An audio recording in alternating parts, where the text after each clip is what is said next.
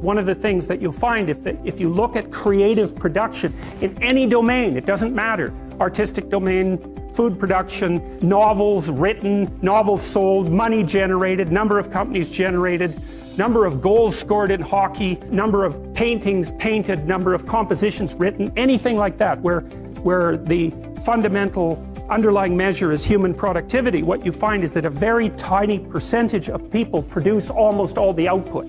It's called a Pareto distribution, P-A-R-E-T-O, and it was studied in detail in scientific productivity by someone named de Sola Price. It's a square root law, so here's the law fundamentally. If you look at the number of people who are in a given domain, who are producing in a given domain, the square root of the people produce half the product. So that means if you have 10 employees, 3 of them do half the work, but if you have 10,000 employees, 100 of them do half the work.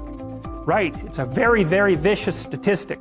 And you won't learn about that in psychology for reasons I have no idea about, because you learn about the normal distribution and not the Pareto distribution. But Pareto distributions govern, for example, the distribution of money, which is why 1% of the people in the general population have the overwhelming amount of money, and 1/10 of that 1% has almost all of that, right? So I think it's like the richest 100 people in the world have as much money as the bottom 2.5 billion.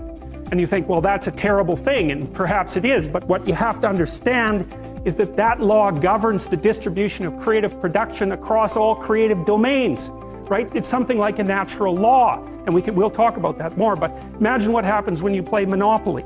You've all played Monopoly. What happens when you play Monopoly? One person ends up with all the money, all right? Then you play another game of Monopoly. What happens? One person ends up with all the money. It's actually the inevitable consequence of multiple trades that are conducted randomly. So if you take 1,000 people and you get them to play a trading game, you each give them $100, say, or $10, and they have to trade with another person by flipping a coin. I win the coin toss, you give me $1, you win, I give you $1. If we all play that long enough, one person will end up with all the money and everyone else will end up with 0. So it's a deeply built feature of systems of creative production, and no one really knows what to do about it, because of course the danger is that all the resources get funneled to a tiny minority of people at the top, and a huge section of the population stacks up at 0.